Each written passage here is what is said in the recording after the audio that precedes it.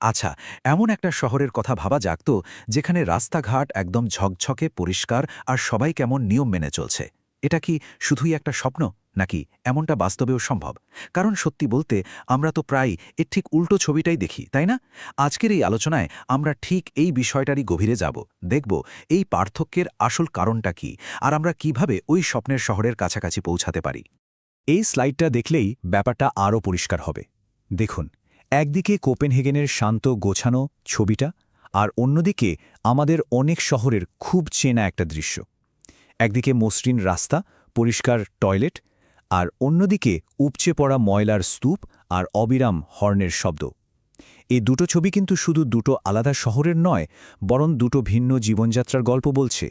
আর এখানেই কিন্তু আসল প্রশ্নটা চলে আসে। এই যে আকাশ পাতাল তফাত, এর কারণ কি শুধুই এটা যে এক জায়গার মানুষের মধ্যে সিভিক সেন্স বা নাগরিক জ্ঞান বেশি আর অন্য জায়গার মানুষের মধ্যে কম? আমরা তো প্রায় এই সহজ উত্তরটা দিয়েই বিষয়টা শেষ করে দিই, কিন্তু আসল কারণটা কি এর চেয়েও অনেক বেশি গভীর। চলুন এই পার্থক্যের গভীরে যাওয়া যাক। আর তার জন্য আমাদের প্রথমে সমস্যাটাকে স্বীকার করতে হবে। এটা কয়েকটা আলাদা ঘটনা নয়, বরং একটা বড়সড় সিস্টেমের সমস্যার প্রতিফলন। চলুন এর মূল কারণগুলো খুঁজে বের করি। মানে আসল কথাটা হলো, আমরা যেটাকে কথায় কথায় নাগরিক জ্ঞানের অভাব বলি, সেটা আসলে একটা বিশাল আইসবার্গের চূড়া মাত্র। আসল সমস্যাটা তো জলের নিচে লুকিয়ে আছে, জানি আমরা খুব কমই কথা বলি। চলুন প্রথমে সামাজিক কারণগুলো একটু খতিয়ে দেখি। আমাদের দেশের ইতিহাস আর সামাজিক কাঠামো কিভাবে মানুষের দৈনন্দিন আচরণকে প্রভাবিত করে সেটা বোঝা খুব জরুরি। জাতিভেদ এবং শ্রেণীভেদ এখানে একটা বিরাট ভূমিকা পালন করে।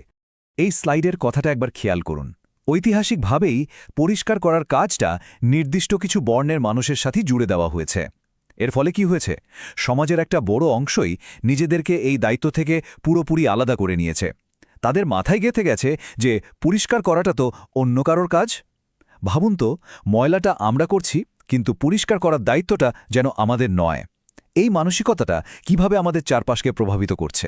আর এই পুরনো মানসিকতাই কিন্তু এখনকার দিনেও রয়ে গেছে, হয়তো একটু অন্য রূপে।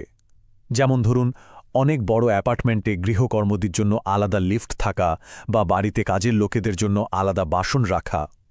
এই ছোট ছোট অভ্যাসগুলোই কিন্তু ওই বিচ্ছিন্নতার মানসিকতাকে আরও বাড়িয়ে তোলে। আর এর থেকেই একটা বিশাল সামাজিক বিভাজন তৈরি হয়, যেখানে পরিচ্ছন্নতার দায়িত্বটা যে আসলে সবার, এই ধারণাটাই হারিয়ে যায়। এর সাথে যোগ হয় সহানুভূতির অভাব, মানে একটা কমিউনিটি ফিলিংয়ের অভাব। যখন সমাজের একটা অংশ নিজেদের বিলাসবহুল জীবন নিয়ে এতটাই ব্যস্ত থাকে যে তাদের আবাসনের দেওয়ালের ওপারে কি ঘটছে, চারপাশের পরিবেশ কতটা নোংরা, তা নিয়ে তাদের কোনো মাথা ব্যথাই থাকে না, তখন সবাই মিলে একসাথে কোনো ভালো উদ্যোগ নেওয়াটা প্রায় অসম্ভব হয়ে পড়ে। আচ্ছা, এবার আসা যাক দ্বিতীয় মূল কারণের দিকে, মানে সিস্টেমের সমস্যা। যখন সরকার বা প্রশাসনই সাধারণ মানুষের জন্য দরকারি পরিকাঠামো তৈরি করতে পারে না, তখন তাদের কাছ থেকে খুব ভালো নাগরিক আচরণ আশা করাটা কি ঠিক? যেমন ধরুন, আমরা সবাই আশা করি যে মানুষ পাবলিক টয়লেট ব্যবহার করবে, খোলা জায়গায় পরিবেশ নষ্ট করবে না। কিন্তু বাস্তব ছবিটা ঠিক কী?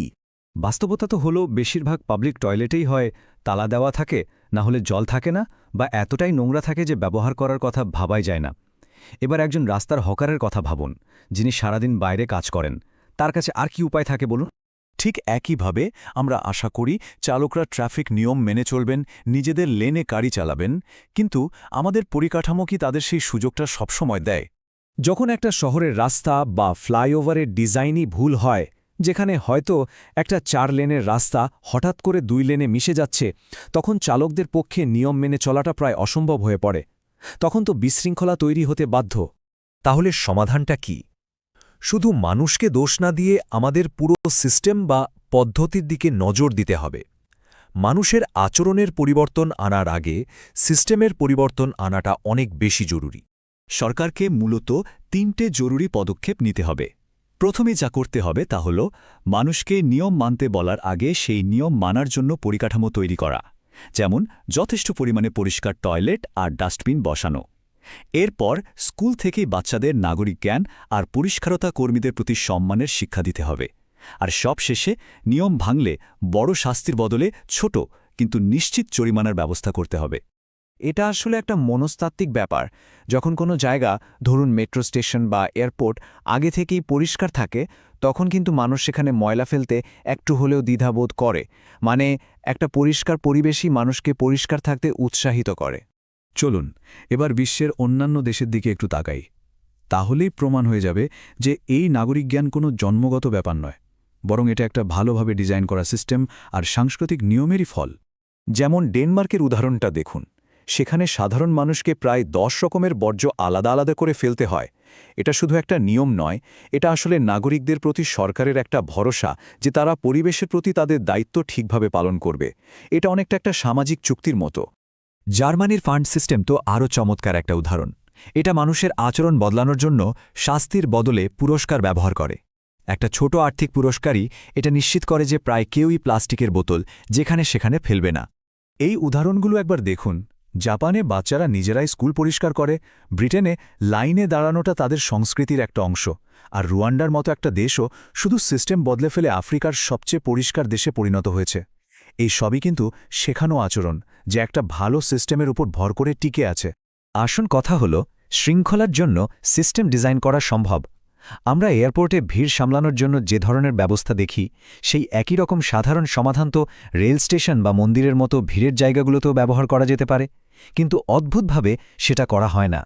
তাহলে এতক্ষণ ধরে আলোচনার পর আমাদের বোধহয় প্রশ্নটাকেই একটু বদলে ফেলা উচিত।